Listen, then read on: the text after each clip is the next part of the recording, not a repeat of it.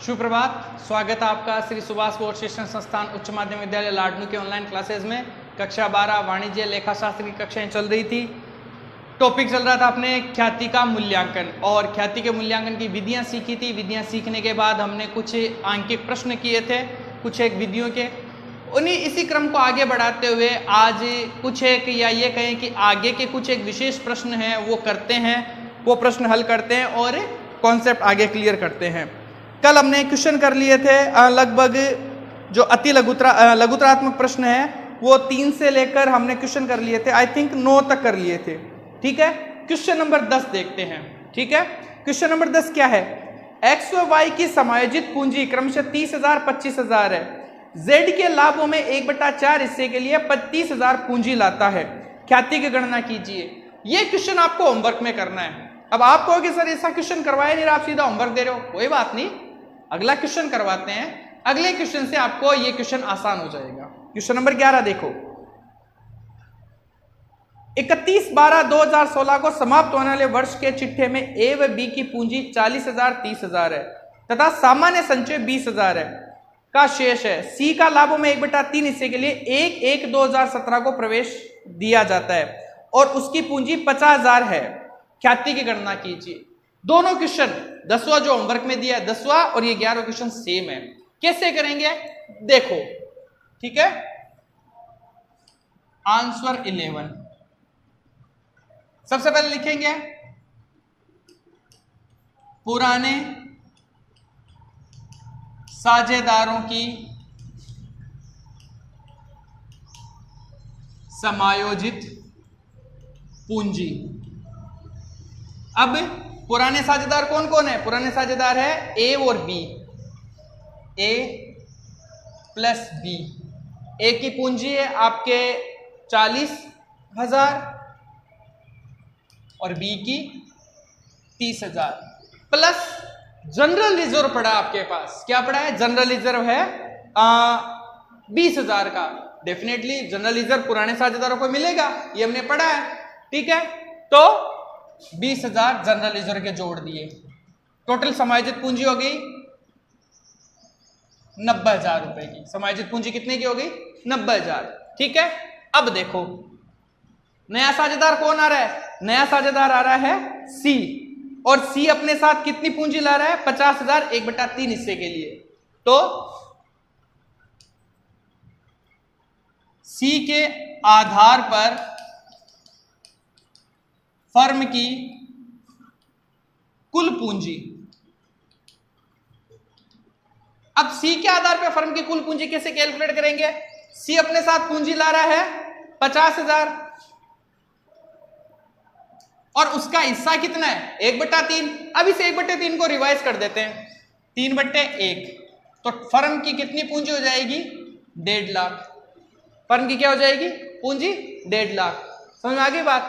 फिर फर्म की कुल समायोजित पूंजी। कुल समायोजित पूंजी में ए और बी की समायोजित पूंजी 90,000 तो है, प्लस सी की 50,000 और जोड़ दो तो कुल पूंजी कितनी हो गई?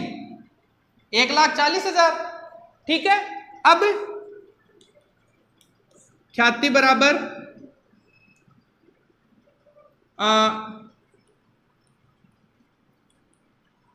सी के आधार पर फर्म की पूंजी माइनस कुल समायोजित पूंजी। ठीक है, तो सी के आधार पर कुल पूंजी कितनी है?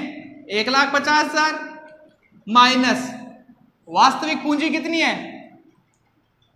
1,40,000। तो गुडविल कितनी हो गई? 10,000। तो ख्याति बराबर 10,000। समझ में आ गई बात? अपने को करना क्या है? इसे बोलते हैं छिपी हुई ख्याति। कहीं कोई गणना विशेष नहीं करनी। करना क्या है? पहले तो पुराने साझेदारों की समायोजित पूंजी ले लेनी है।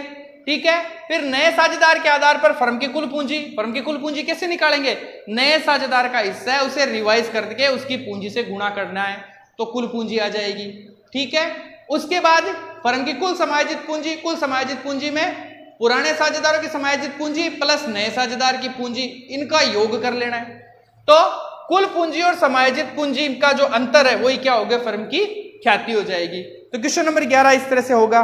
ठीक है, क्वेश्चन नंबर 12 की बात करते हैं। यह वार्षिकी वृद्धि विधि का क्वेश्चन है।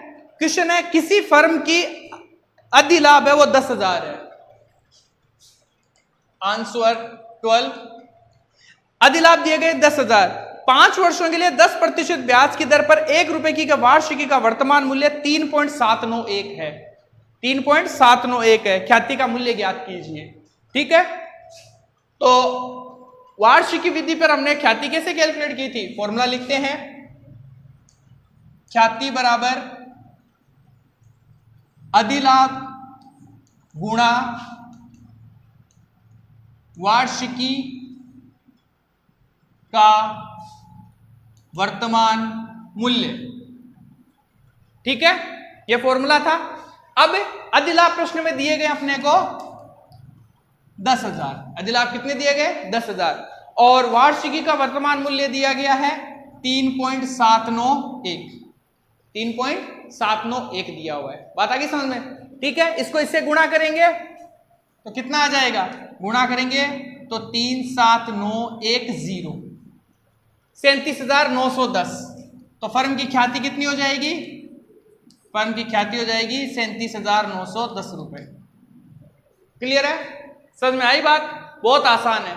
मैंने उस दिन भी कहा था कि वार्षिकी का जो क्वेश्चन आएगा वो 1 नंबर में आएगा। क्यों, सारी चीजें अपने को तो दी हुई होती है, अपने को तो गुणा करके लिखना होता है। वार्षिकी का वर्तमान मूल्य प्रश्न में देगा, क्योंकि इसकी कैलकुलेशन थोड़ी सी क्या होती है, टफ होती है। कैलकुलेटर के बिना थोड़ी मुश्किल होती है, और बोर्ड के एग्जाम में कैलकुलेटर अलाउ नहीं होता। इसलिए वार्षिकी का वर्तमान मूल्य आपको कैलकुलेट करना नहीं देगा, आपको सीधा वार्षिकी का वर्तमान मूल्य दे देगा। अब प्रश्न संख्या 13, किसी व्यवसाय का क्रय प्रतिफल है वो 3,50,000 है। परचेज कंसिडरेशन है 3,50,000। इस व्यवसाय की संपत्तियां 4 लाख और दायित्व 80,000 है। तो ख्याति का मूल्य वही छिपी हुई ख्याति वाला है। आंसर 13। ठीक है, फर्म क्या, व्यवसाय लिख लेते हैं। व्यवसाय की संपत्तियां, व्यवसाय की संपत्तियां दी आपको 4 लाख,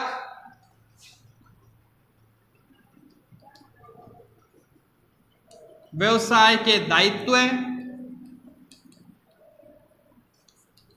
80,000, व्यवसाय का क्रय प्रतिफल, क्रय प्रतिफल दिया गया है 3,50,000, 3,50,000। ठीक है, अब सबसे पहले व्यवसाय की शुद्ध संपत्तियां, शुद्ध संपत्तियां कैसे कैलकुलेट करेंगे, 4 लाख माइनस 80,000 बराबर 3,20,000। ठीक है, अब ख्याति देख लो। ख्याति बराबर, ख्याति कैसे कैलकुलेट करेंगे, क्रय प्रतिफल माइनस शुद्ध संपत्तियां। ठीक है, जो क्रय प्रतिफल है वो है 3,50,000 और शुद्ध संपत्तियां हैं 3,20,000। तो जो अंतर है वो है आपके 30,000 का। अंतर कितने का है, 30,000 का। ये 30,000 क्या है, ख्याति है। तो फर्म की ख्याति बराबर 30,000। ठीक है, इस तरह से हम ख्याति कैलकुलेट करेंगे, फर्म की ख्याति है वो कैलकुलेट करेंगे। ठीक है, आई थिंक मैं ये समझता हूं कि ख्याति की गणना संबंधी प्रश्न आपको आ गए होंगे सारी वीडियो में।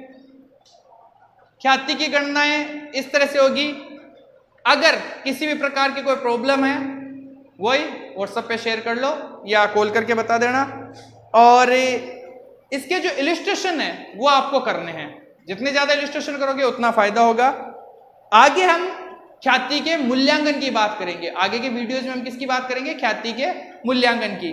तो आज क्वेश्चन नंबर 11, 12, 13 किया और एक क्वेश्चन नंबर 10 है वो आपको होमवर्क में घर पे करने के लिए दिया गया है, ठीक है।